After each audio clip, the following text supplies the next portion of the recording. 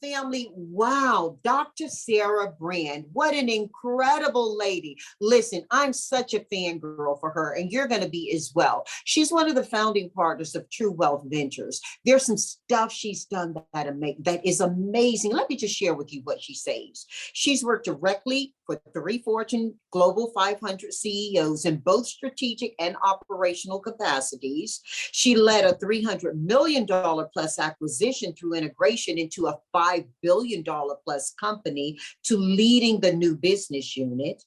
She led integration program management of a $5 billion plus acquisition to realize $400 million plus in cost synergies. And she's managed a $100 million leading Silicon Valley venture capital fund with 4 other investment professionals. I mean, the list just goes on and on, right up to a microbrewery. I'm so excited for you to meet her and enjoy her wisdom. Come on, let's talk with Dr. Sara Brand. I'm her new fangirl.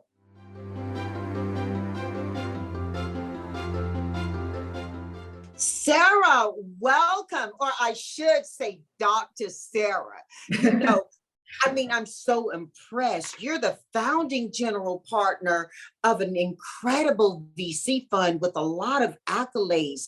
I am so excited to talk with you today. Thanks for being here. My pleasure. Well, look, your firm, True Wealth Ventures, is an early stage VC fund, and you guys invest in women-led businesses in consumer health and sustainability sectors. That's a lot. So right now, before we even get into the story of you and what you're doing, will you define for us exactly what all this means? And in particular, how VC funds work? Sure. Yes, there are a lot of ways to get financial support to grow businesses. There's equity and non-equity ways. Non-equity ways being, loans primarily, grants, etc. Equity is different forms as well. It can be public equity, which is what gets most of the press with, companies that are traded on the Fortune 500 or NASDAQ, etc. Oh, then there's private equity. And that's what venture capital is contained within, of getting, we invest in companies for shares of the companies, but they're privately held. And venture capital within private equity tends to be earlier stage. Now that's changed a lot over the last, decade, I'd say, and even the last just handful of years.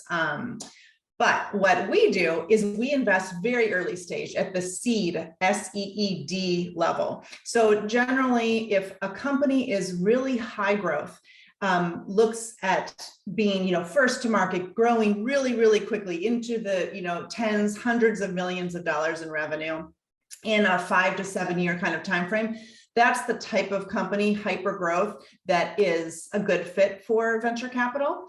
And those types of companies usually will do a first kind of internal rounds, like friends and family, angel groups. Angels are individuals that are wealthy and invest directly in companies at very early stages with smaller checks generally. And then seed stage venture capital firms come in as the first kind of institutional professional investors, because it's not my money, I'm investing on behalf of my investors' money. And so that's the seed stage, or sort of the first institutional rounds.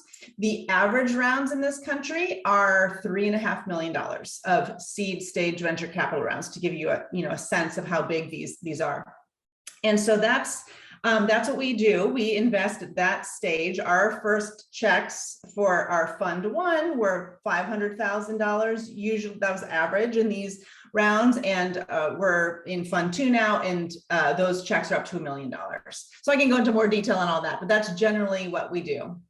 Well, it's really exciting because one of the things that you pay attention to is investing in women-led businesses. And we talked about that being in consumer health and sustainability sectors.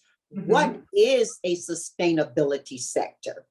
Sure. We actually made up the term of sustainable consumer as a market. So I do need to explain that because it's not out there in the world.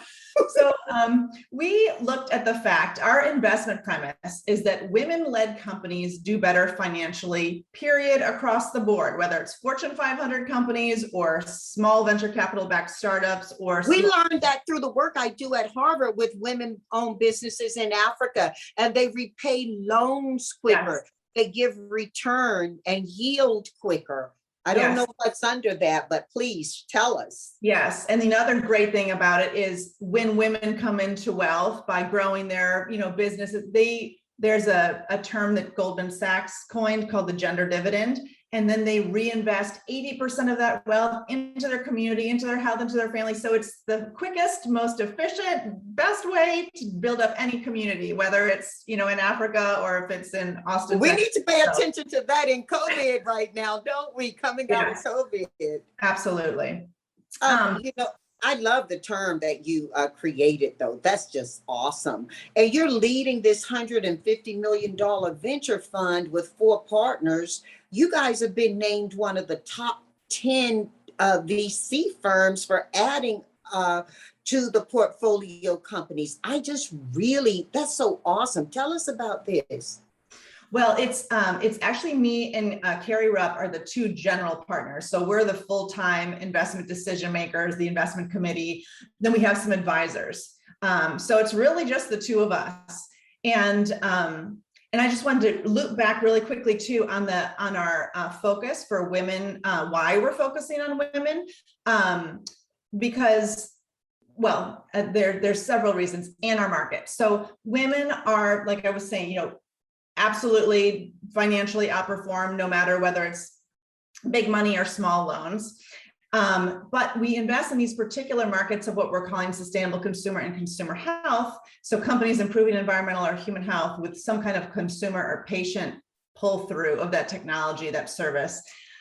Because women are making 85% of all consumer purchase decisions and 80% of all healthcare decisions.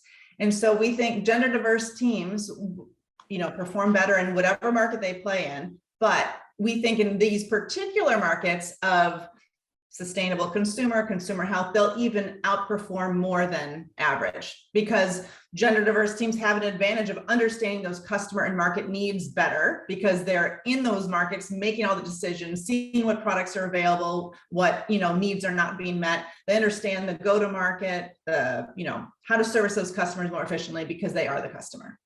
So that's why we're focused there. I think it's brilliant. Hey, look, I'm a fan. I'm such a fan of yours anyway. As I learn more about you, I just get so incredibly enthusiastic about what your gift to the world is in terms of how you're helping women. You actually, Dr. Sara, have a Ph.D. It's in green design and manufacturing, and then you minored in public health and energy. Yes. And then you got a management degree in certification in technology from Berkeley. Okay, that's a whole lot. How did that happen? Well, it started back, I got 3 degrees in mechanical engineering. So I got my undergrad mechanical engineering at UT Austin. And I was actually quite disturbed by how the engineering, school was teaching our engineers of here's a problem statement. Now, what type of metal should we start selecting to, solve this problem? I'm like, wait a second, there's a humongous problem space between a problem statement and what metal should we select to machine. And that's like an environmental catastrophe if that's how we're training people. So I really started getting interested in how do we train our engineers to think about how to solve, the world's problems, but not doing damage to environmental or human health, or really minimizing that. So there's this particular lab at UC Berkeley called the Green Design and Manufacturing Lab. And I went there to study that, and I ended up creating an environmental value analysis that really took into consideration the trade-offs between cost and performance and environmental and human health at those early design stages. Well, how did your PhD focus get you to here? Yes, so right, because I was really focused in very technical roles at big companies in the mainly semiconductor and electronics markets like Intel and Applied Materials, and then completely shifted gears and went into management consulting. So I ended up working at McKinsey and Company out in their San Francisco office within the semiconductor industry. Well, most of the clients that I worked with were in the semiconductor industry, so I was familiar with the industry, even though the work I was doing was totally non-technical. It was strategic management consulting. But I realized whether companies implemented the environmental value analysis that I was developing was really more of a business decision than a technical decision. And so I really wanted to make an impact ultimately. And so I wanted to learn how businesses thought, how management decisions were really made. So went and did management consulting for a while. And then went into venture capital because I didn't want to lose my technical background, actually. And so VC is the perfect blend of the two worlds for me because I'm meeting with entrepreneurs all the time, learning about their great ideas, their technical solutions and designs, and still I can wear my management consulting hat and help them with a myriad of business challenges. So it's a real great blend of the two. Let's go really elementary. What is an early stage VC fund and how does it serve the entrepreneur? How does it work? Mm-hmm. Right. It's that takes different flavors, but I would say you can get capital from anywhere. And now it's hard sometimes, but the venture capitalist really should be more than the money. It should, like when we invest, we like to lead the deal. So that means we actually structure the deal, we write the term sheet and then, the guidelines, and then we usually take a board position. And because we're investing at the early stage, half the time we're developing the board. There's not even a board yet. So we're forming a board of directors and really helping that founding team or the founder with how do they scale this business from hiring to future, rounds of venture capital financing, to business strategy, you name it. So it really should be a partnership. And a lot of people talk about it like it's like a marriage because takes a while to get from the very early stage to a successful exit. And that is, there's bound to be ups and downs. Even if everything goes as well as it could seem to on paper, there's going to be some serious issues along the way. And so really finding somebody who you can be, talk to very transparently, who can be an effective coach for you as a, entrepreneur, it's a lot more than money.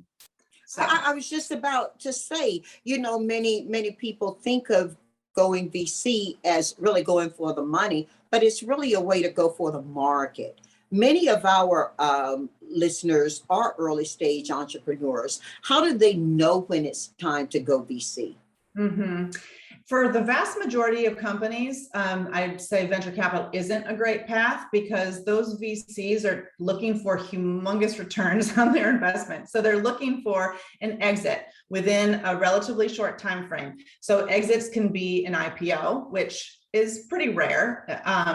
Most exits happen via acquisition or maybe a bigger private equity firm buying the company. But usually it's like in our world, the markets in which we invest are very acquisitive. So we're looking at big brands, usually, big companies buying these smaller companies, especially in the sustainability and health area where consumers are looking for cleaner and greener solutions. And so these big brands need to adopt those.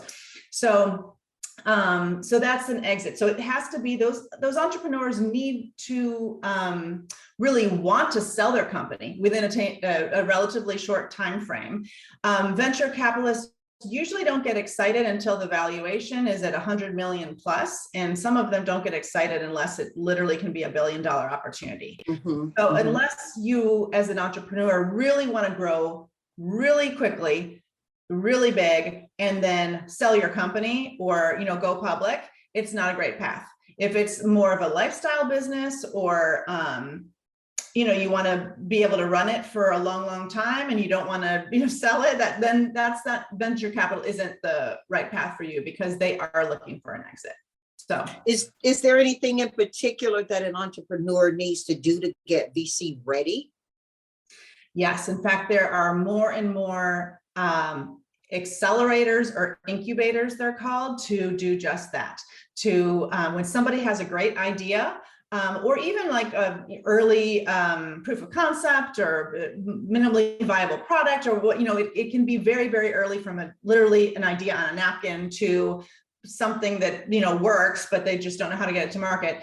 There are accelerators that you can apply to, and they will kind of put fuel on the fire in terms of legal resources, marketing resources, strategy, but get you ready to even see if the idea is viable, to see, and there's lots of customer interviews, and, changing the strategy up and seeing if it even sticks, and or what really works, and then getting you ready to pitch it in front of investors. And sometimes it's in front of more angel, level investors. Sometimes it's in front of venture capitalists. It depends what, accelerator, but more and more there are those programs for, early stage entrepreneurs looking at this as a path. And more for women entrepreneurs or underrepresented, in general, entrepreneurs. So, because I was just gonna say they have different challenges sometimes. Absolutely, and we're going to talk about that. I jumped in to assist a friend who was running an accelerator program out of Irvine, and it was just amazing to see these entrepreneurs and the passion and the brilliance that they bring to the table. In this industry, both on your side of the table and on the entrepreneurial side of the table, how are women doing? Not great. I really don't like to say that it's not great, because I don't feel like it's motivating.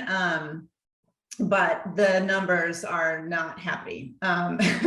So the numbers are happy in terms of the financial outperformance. So there's been study after study, starting in about 2014, 2013, where there were just a few studies. Now it's just multiple data points showing that women-led venture capital-backed companies see significantly higher financial outperformance. The latest study that we quote all the time, just because it was, hundreds and hundreds of companies, showed that women-led VC-backed companies raised 45% less capital, yet saw 2.5x greater returns. It's just outstanding. Just, shocking that it can even be such a difference. Yet the percent of VC dollars going to women entrepreneurs, women-led companies, has been hovering between like 2 and 3% over the last decade. And now it just went down in early 21, it's 1.6%. And now it's just creeped back up to 1.8%. But it's like less than 2% of VC dollars are going to women-led companies. It's not rational. Are women not seeking VC? Why is this? I mean, that is one of the most disparate outcomes or data points that I've heard about anything, including COVID.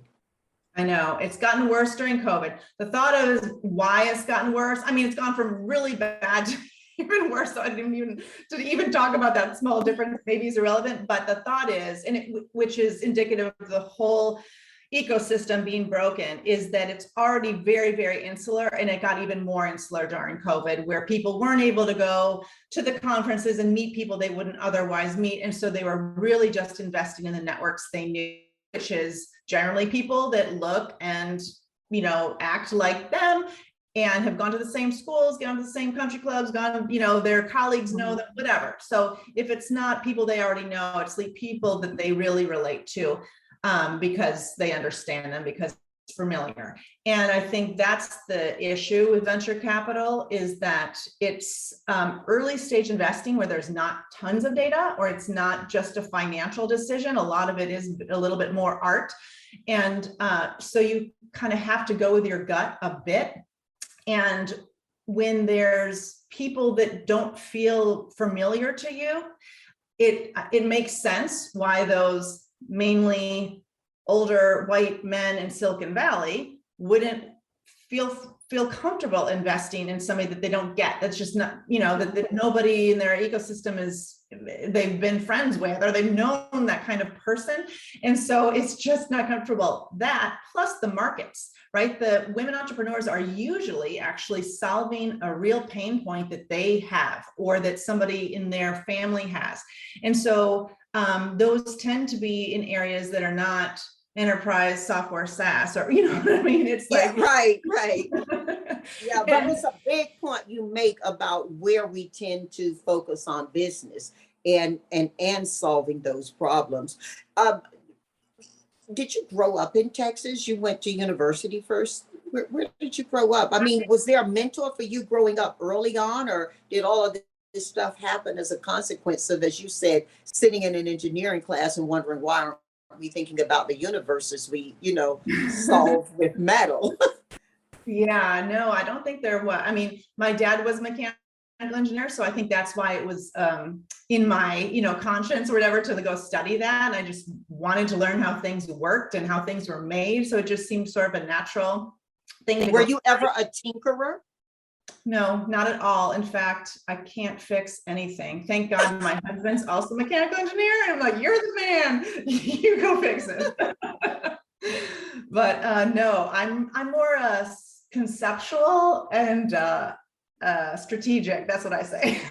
Well, how do you connect everything you're doing back to family? I mean, because we talked on the one hand about women looking to solve big challenges and jumping in to do that entrepreneurially. Mm-hmm. Women also still, to a great degree, we're told, are responsible for how the family and the community operates. You yourself mentioned women are investing back into communities and companies. So how do you tie all of that together for yourself? Well, it's a good question. I say one thing is I look at balance over a lifetime, not over a day or a week or any short period of time, or else I'd go crazy. You're trusting in tomorrow, Dr. Sara. You're trusting in tomorrow. Totally. I have 2 boys, and my whole world has been very male. That's another reason why I'm doing what I'm doing, as being a mechanical engineer, and then in semiconductors and in venture capital. And my husband and I started a brewery actually when we moved back to Austin from the Bay Area. And it's, all men, unfortunately, that we employ at the moment. So it's just been very male, and I have 2 boys. So this was, anyway, it's been fantastic to work with women, because it's not something I've been able to do for the rest of my career. But I mean, how I would say maybe a different twist on answering your question is that I'm on the board of, or the executive committee of the College of Engineering for UT Austin, and I'm actually the mechanical engineering board for UC Berkeley's school. And they have been really some of the top public engineering schools to attract and award the most engineering degrees to women. And so I worked with them over time of how do we get more women to apply, and how do we get more women to, stay here and graduate. And the way that we found to do that is to use even different language of create versus make, and some subtle things, but they generally don't care about the starting salaries. They don't care about the shiny, cool, machine shop tools or anything like that. They want to know, how do I go solve this problem, which tends to be in environmental or human health. Like, they have a mission. They already have something that, they've seen their, mom or their grandmother had cancer, or they're really upset about some climate change element, or whatever it might be. They are on a mission to solve a problem, and they want to know what other alumni have done in the world to make a positive impact. And so I think it's, because women, I said, are making 80% of healthcare decisions, to bring it back to the family. They're making their own decisions for themselves, that often for their children, for their spouses, often for their aging parents, their parents-in-law. And so, they see the issues. They have an advantage of knowing what is needed and even how to make that solution a reality. And so I guess that's kind of how I tie it back to the family is women have this advantaged perspective by being the healthcare decision makers, by having to buy all the groceries generally and go address the family issues and, buy all the clothes and just all that. That's usually the role that woman in the, family takes. And so then they get to see all of these opportunities. So anyway, that's how I like to think about balancing, family with work is how do you have all these unique perspectives of how to solve the world's problems? That's it's true across industries for women. Dr. Kizzmekia Corbett, strong developer for the Moderna vaccine. It was very personal for her. Yeah. And it was very personal for her before COVID. And I think that's why she was able to step out so strongly with the Moderna vaccination. So, you're sharing some things that really merit a lot of study. You also, though, worked in mergers and acquisitions. I did, yes. When I went into venture capital, I loved the work. It was just what I wanted it to be. And I wanted to do it long term, but I also wanted to get more operational experience. I hadn't run a business before. I had worked in big Fortune 500 companies. I had, done management consulting, but I realized in order to be that great venture capitalist I was telling you about, that should be a lot more than money. Mm-hmm. They should be helping you run the business. I realized I needed to go get more operational experience. So I had a great opportunity to work directly with the CEO of Advanced Micro Devices, big semiconductor company in Sunnyvale. They're headquartered there, but he actually sat in Austin and all the leadership sat in Austin. So it was a great way for me to get back to Austin. And I spent a little over 10 years there and got a lot more operational experience, frankly, than what I intended to do. I ran several business units and did a lot of strategy work and did a lot of M&A work. So, which was great for venture capital in that it was the other side of the venture capital, equation. I was buying these small VC-backed companies and integrated them into the big company. So it's a great perspective to have when you're thinking about how do you help grow a company to make it attractive to that potential acquirer. But listen, I gotta ask you this, okay? You're also the co-founder of what is it, 512 Brewing? Yep. And I understand it's the largest draught-only self-distributing microbrewery in the country. How did that happen? Listen to it from where I'm sitting, okay? You grew up with a dad who was a mechanical engineer. So that influenced you. You went to engineering school, but you didn't like what they were teaching you because it just wasn't environmentally sound and thoughtful. And so you went off to figure out how do we make it environmentally thoughtful. And on the way, you became a tech expert, and you're doing all of this stuff where you see little to no women and you achieve and get there, and then bang, 512 Brewery. That's what we're hearing. I mean, tie that up for us. Kudos to you. I'm bowing down. I would say it's more bang True Health Ventures, but what happened is my husband was an avid microbrewer. So actually we met as undergrads at UT Engineering in thermodynamics class, very romantic. And then we were in a senior design project together, and our third engineering colleague, whatever, made beer. And so my husband was like enamored and learned how to make beer in undergraduate, went to Berkeley, and I was traveling all the time with my, consulting gig. And so I was up there during the week. So I had very little say. Literally got to the point where he took out all the shelves in our refrigerator and just had 2 kegs. So our produce and everything had to fit like in the door. So it was just a little much. But he was, really brewing a lot of beer. When we moved back to Austin, there were no microbreweries left practically. There was, 2, I guess, being generous. But when we were in undergraduate school, there were so many, microbreweries in Austin. It was sort of a, mecca for it. So he was in biomedical startups.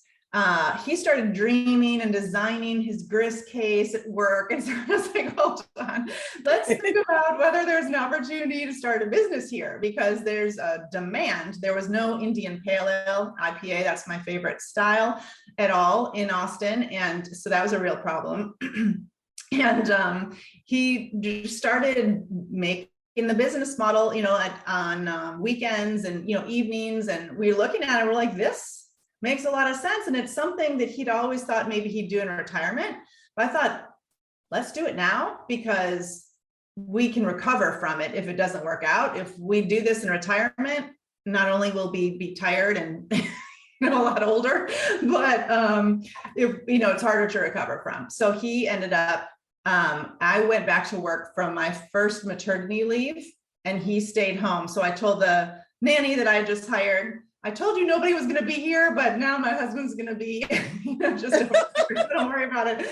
So anyway, he started the brewery right when we had our first child, and it's really his baby. But we obviously both own it, and I help with a little bit of a management consulting hat when he allows me to.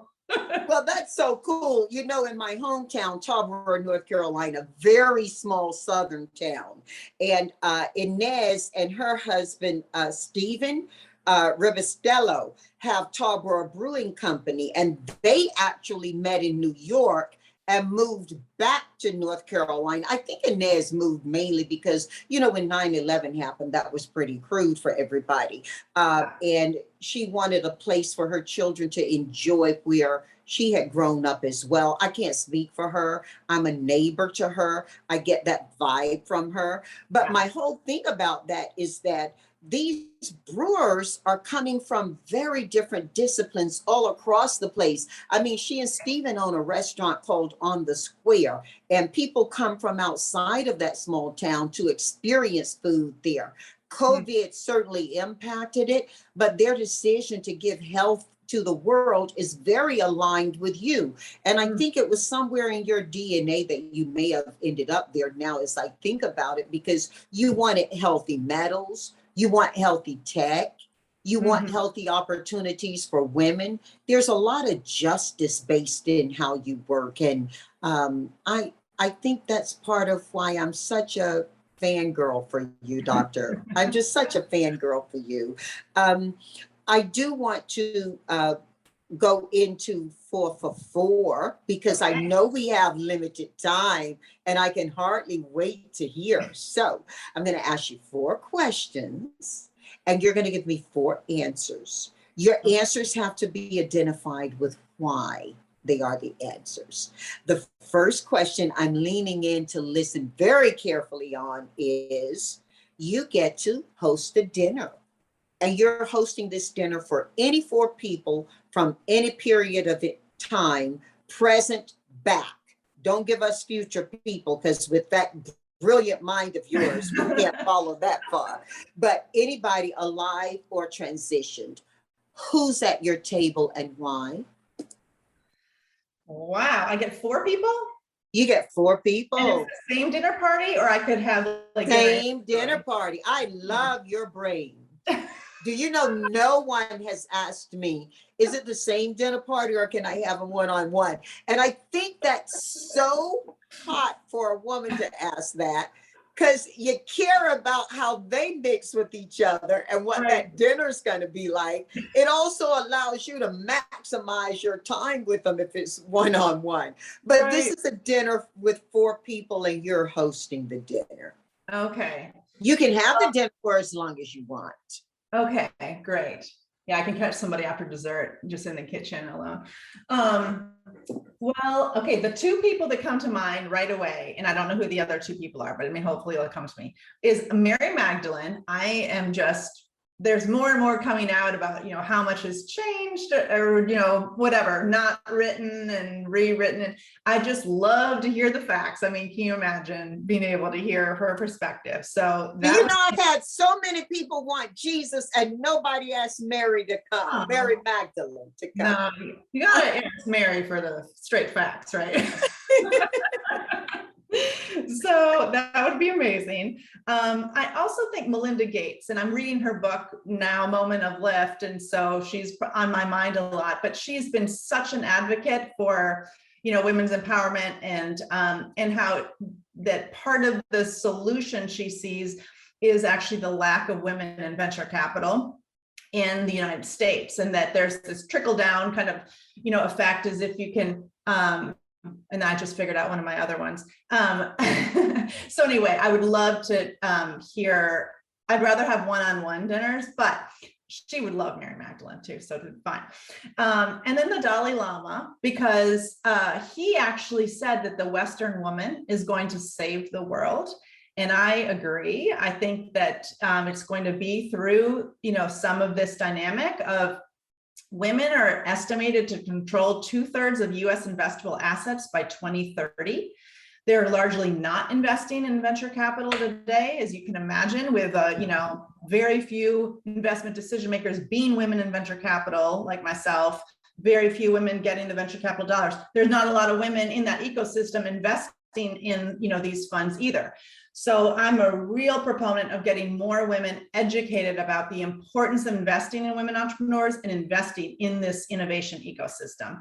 And I think that because of the gender dividend, when women come into wealth as entrepreneurs, as investors of, you know, into those entrepreneurs, they reinvest that money back into the community, back into other women, you know, and build it up. And so I think that's kind of where the Dalai Lama was getting at. So I'd love to hear more about what he really was saying, and he'd be invited to the party. And then I guess I'd have to have my husband, just because. Nobody else has brought their spouse. That's so cool. I'm wondering if my friend Kim brought hers, but anyway, this is awesome. Why is he coming? Just because it'd be so not nice to leave him out of something like that, right? I love it. So sweet. Oh my God. Oh my God. Well, that's so wanted to come. Otherwise, I'd give his ticket to somebody else. Well, you know what? With that list that you've got, I'm gonna go there and help you serve that dinner. Okay, yes. so I can be in on it. That's awesome. Let's go 2 for 4. Okay. What 4 books do you recommend to our family of listeners, and why?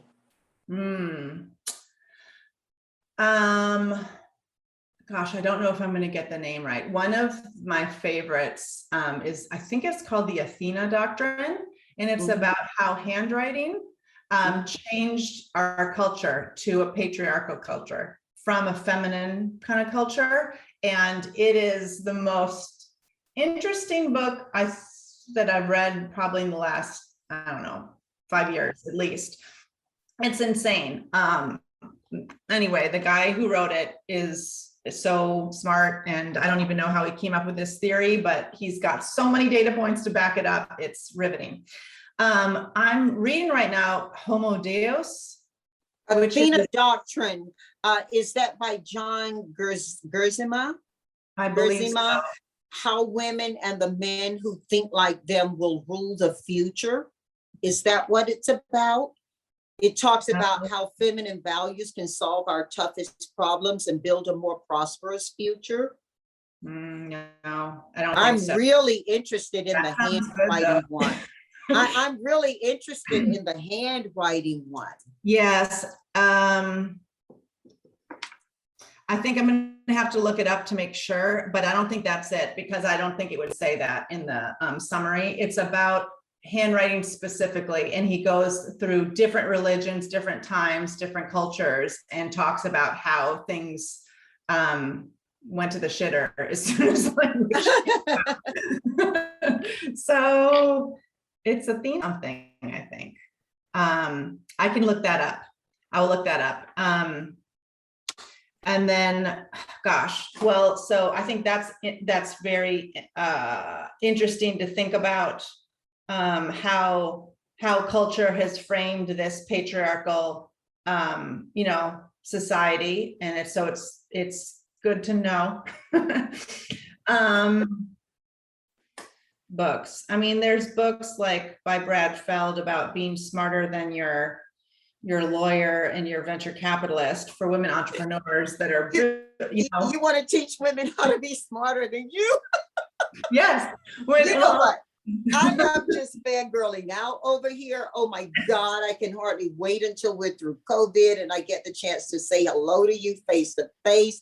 You're one of the top 10 people on my list who I want to connect with. Your brain is so beautiful. It's so beautiful. Well, thank you. What's our third book? Gosh, what's our third book? I don't know. I'm not thinking. I've been reading lots of trash books. Yeah, give us some of those. See how you go from how handwriting and women impact the world, and it became a male-dominant society when we moved to it, to now let's enjoy some trash. I love that. But then you did tell us early on, Doctor, you said that when you look at life balance, it's not about 50-50. And that's so me. So maybe that's that connection. But what's the trash book? Are there two of them? Not trash. I've been enjoying, oh gosh, what's even called? There's a whole TV series on it now. I'm so bad at recommending books. I can't even remember. Oh, The Outlanders? Oh, yeah. Yeah, I love that because it's like historical fiction where, you know, she's in Scotland, and then anyway, you know, before the revolution in, I think, North Carolina, actually. Anyway, I love and she's a doctor. And so you get this, I don't know, perception of what it would be like to live at that time with the, of course, women's rights. Like the author wrote it. Well, anyway, I won't get into detail, but I've been enjoying that because of the historical fiction aspect. And the third, I'm listening right now to Homo Deus, which is a really interesting. And so it's a brief history of tomorrow. And so it's really going back to, you know, how we've evolved as Homo sapiens, and with technology, you know, accelerating so quickly. What does that mean for now that we're up Maslow's hierarchy? What are we going to act like as a culture? So that's really interesting. I don't know if I'd recommend it yet because I'm only halfway through. I'll put it as my fourth. Well, you know what? We are transitioning to 3 for 4, right? We're going 3 for 4. And you kind of led us there. Who are the 4 artists you're listening to? Oh man. Well, I listen to Alt J a lot, music wise. I love that. Last week, I'm so bad at remembering names of things. I went to Krungbin. It's impossible to pronounce or spell. It's KHRUANGBIN, but they're a band in Houston. Are they Germany? Are they German? No, they're influenced by like Thai Hindu music and Spanish music, but they're like psychedelic rock. It's very unusual. I have to write that one down. Let's spell it again. I love it. Yes, KHRUANGBIN.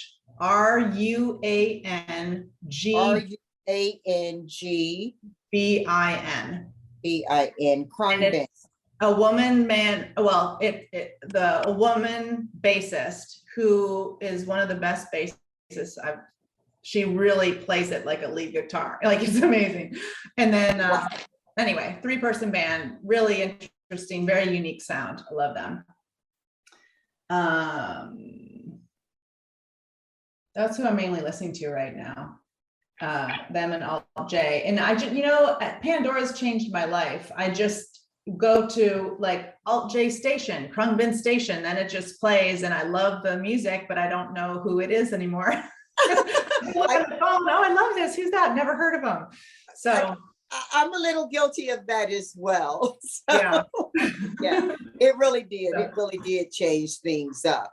Okay, want to go 4 for 4? And if Yes, you think please. of 2 more, you just text them to me. Okay, I'll share them on social media.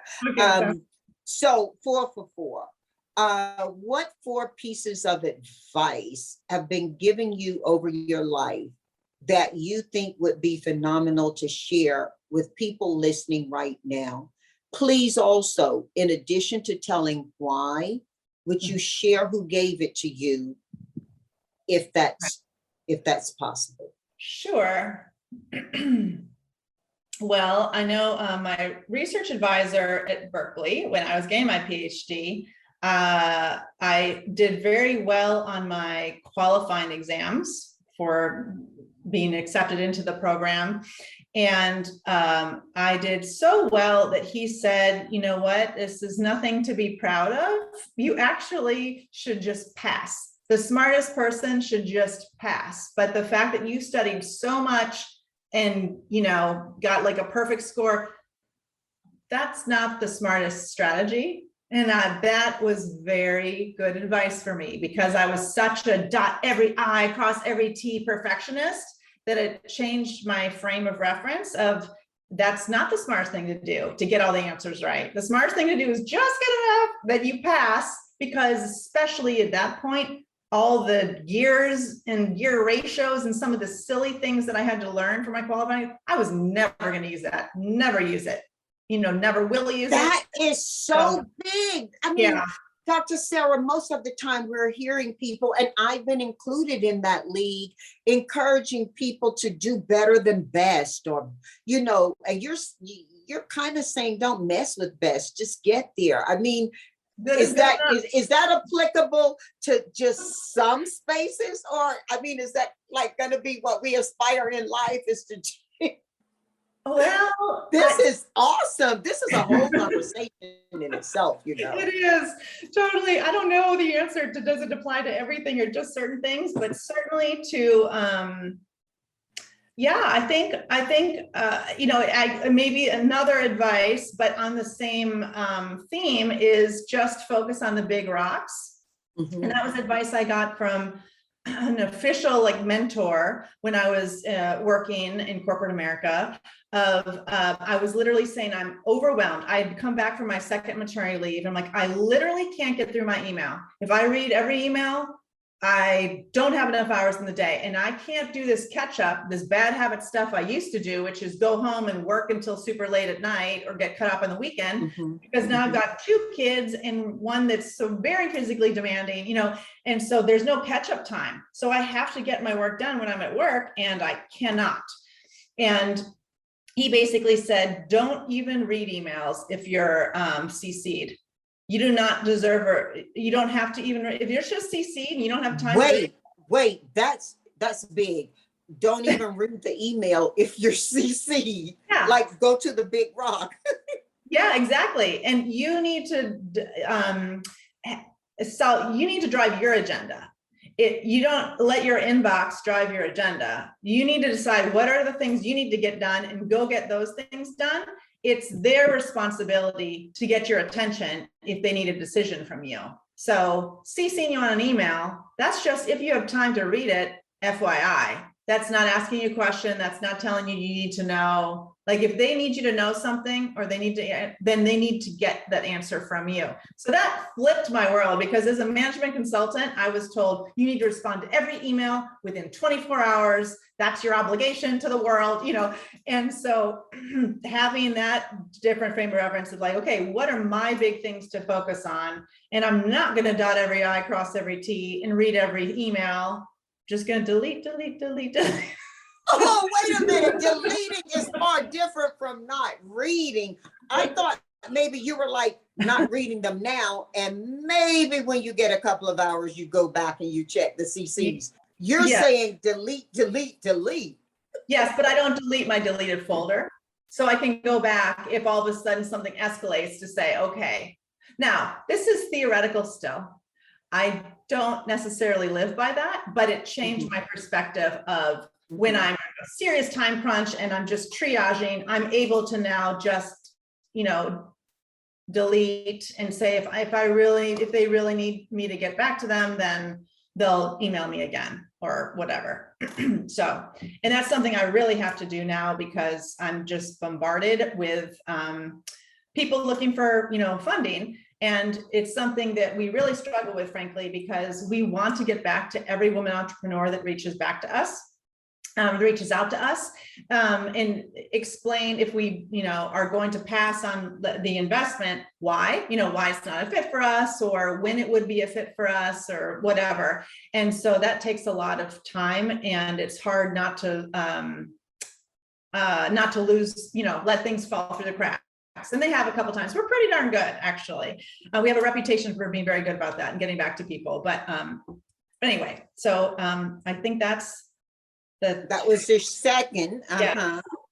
But your first two kind of tie in together and are so brilliant for this time in particular, because so many people, initially, once we knew we were going to be quarantined, started to think about how they could use all that time they never had. And that's not been the evolution for a lot of folks. A lot of folks have really found that they are just tasking in harder, working longer, and dealing with additional stress and additional requirements that before were supported by a better infrastructure. I mean, just this morning, they were talking on the news about how America is looking for different ports to be able to bring goods into, because some of our more dependable and larger ports are congested, by over weeks. And I don't know how much of it is retailers just encouraging us to buy now or not, but the suggestion and the visuals are that we are in a very different time and people are managing a lot differently.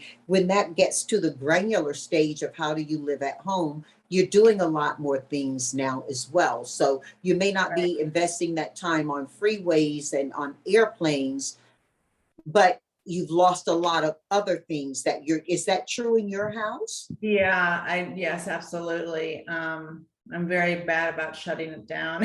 So it was easier when I could, leave work, and that was a physical separation. Also, when I was driving, that's when I talked to my friends and family. So now I'm not driving very much. So I'm not having those conversations, and it's hard to prioritize that during the middle, of what feels like the middle of the workday. Hey, Doctor, how old are your kids in the range of? I've got one in 6th grade and one who's a freshman in high school. So 11 and 14. And so they are old enough then to have a relationship to what the world was like pre-COVID. And that means that they have some idea or conception about what it can be like to return to pre-COVID opportunities and socialization. A lot of the women who are in business right now, who I talk with, have much younger kids, and they're talking about how their kids won't know how to be different once they are back and out. And so it's really interesting about your thing about the rock and prioritizing what's really important now in a household with kids, because it's not always about how we manage work, although work is a part of how we manage life, isn't it? Yes, totally. Yeah. Well, I know that you're going to be shutting this down in a minute. You got 2 more to give us. Your advice. Your advice is so strong. We should have just done this conversation on your management for life. Well, I know one is before I had the idea for starting this venture capital fund. I read this book called Centered Leadership by Joanne Barsh. Hold it. That's another book. That's my book that I would like to add to my reading list, actually. Okay. That's amazing. She, it's not an easy read. Basically, she pulls out of you what's your unique thing to do in the world and how to go make it happen. She was a senior director at McKinsey for a long time and developed a leadership training program for women at McKinsey, and realized it was relevant for everybody, especially as feminine leadership skills are really what's necessary for 21st century leadership. Anyway, her advice of kind of combined with a career coach woman called Renee Trudeau, who's from Austin, but now moved to East Coast, of what is your unique thing to do in the world based on your skills, your interests, your experience, your network, you know, all that kind of stuff. That's that book is how I sort of developed or created True Wealth Ventures. But really thinking through what energizes me, what drains me, like that whole process of really understanding, because there were no mentors that were directly you have to see it to be it. There was no seeing it. There was nobody in my world that I wanted to be when I grew up. So I think it took a lot more internal work and, soul searching literally to figure out what I wanted to do. So that's 3, or maybe that kind of counts as 4. Oh, I know. So when I was doing that book, I had to do an exercise where I think I wrote down what I thought was most unique about me and my skills and that kind of thing. And then I was on an anniversary vacation with my husband, and it said, now you need to go find somebody to give you feedback on this. And so he was the only person I was with. So I'm like, okay, can you give me feedback on this? And he's like, yeah, I agree with all that, but you did it as a woman. And that's what's really unique. I'm like, no, that doesn't matter. Don't paint me with that brush. It doesn't, just because I'm a woman. He's like, well, but that's what makes it so unusual, that you've done all these things because you're the only woman who's done all that stuff. And okay, I really resisted that because I was never in charge of the women's groups. We never went to the women. I don't know. And so I was resistant to it. And then when it finally hit me, oh my gosh, she's right. That is what's so unique. Then I really embraced it, and really, I was asked to be the executive sponsor of the Global Women's Forum at this big Fortune 500 company I worked at, because I was the only woman who was a vice president at the time of 15,000 employees who had any technical or operational background. And that was very shocking, because that's shocking. But what was more shocking is that I had been unaware of it. I was so blind to the fact that I was the only woman. And I think I was sort of resistant to that being any advantage or disadvantage, So anyway, I think that was game changing in terms of how I saw the world, and made me want to then go help other women. And I guess my best advice is for those women entrepreneurs, or women just in general in business that are listening to this, it's so important that they get a seat at the table, because it is so rare, unfortunately, still across so many industries, to have women, in those leadership positions, or just even with a seat at the design table or the management table. They bring a very different perspective that is so valuable, and that helped me really change my perspective is needed. It is valuable. It's my obligation to speak up. I have a unique, voice, and I need to, bring that contribution to this decision-making process. So that. Wow, Dr. Sara Brand, that was a mic drop. That was a mic drop. You got to come back. We got to dig in. Just the 4 for 4 is going to be so supporting to so many people. And I love that contextually, you're able to keep women in that conversation. You're giving conversation to everybody, gender inclusive. I just love that so much. Can hardly wait to read your book. And thank you from my heart to your home. I just thank you so much. You're a busy lady, and you've given us a lot today. Thank you. This was such a pleasure. Thank you.